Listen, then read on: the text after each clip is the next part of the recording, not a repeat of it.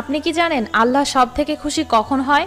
না জানলে এই ভিডিওটির মাধ্যমে জানাচ্ছি। তার আগে সৃষ্টিকর্তাকে ভালোবেসে ভিডিওটিতে একটি লাইক করে চ্যানেলটি সাবস্ক্রাইব করে দিন। জিবরাইল আলাইহিস সালাম আল্লাহকে জিজ্ঞাসা করলেন, আল্লাহ আপনি কিসে খুশি হন? আল্লাহ বললেন, আমি সব থেকে বেশি খুশি হই আমার বান্দারা যখন আমাকে সিজদা করে। অতঃপর জিবরাইল আলাইহিস সালাম আল্লাহকে 30,000 বছর ধরে সিজদা করলেন, কিন্তু আল্লাহ তাআলার পক্ষ থেকে কোনো খুশির বাণী জানানো হলো না। তখন জিবরাইল আলাইহিস সালাম জিজ্ঞাসা করলেন, আল্লাহ আপনি কি আমার সিজদার প্রতি খুশি হননি? আল্লাহ বললেন, ওহে জিবরাইল শোনো, আমি আল্লাহ এক দুনিয়া তৈরি করব। ওই দুনিয়ার মানবজাতি ও জিন জাতির হেদায়েতের জন্য লক্ষাধিক নবী রাসূলগণকে পাঠাবো। সর্বশ্রেষ্ঠ ও সর্বশেষ নবী মুহাম্মদ সাল্লাল্লাহু আলাইহি সাল্লামকে পাঠাবো। ওই নবীর উম্মত সিজদাতে গিয়ে 3 বার করে বলবে সুবহানা রাব্বিয়াল আলা। জিবরাইল তুমি জেনে রাখো, আমার ওই মুহাম্মদ নবীর উম্মত যখন সিজদায় গিয়ে সুবহানা রাব্বিয়াল আলা বলে আমাকে ডাক দিবে, তুমি জিবরাইল 30 বছর ধরে সিজদা করে যে নেকি পেয়েছো, আমি আল্লাহ তার আমলনামায় তার থেকেও 40,000 গুণ বেশি নেকি লিখে দিব। কমেন্টে আমিন লিখুন।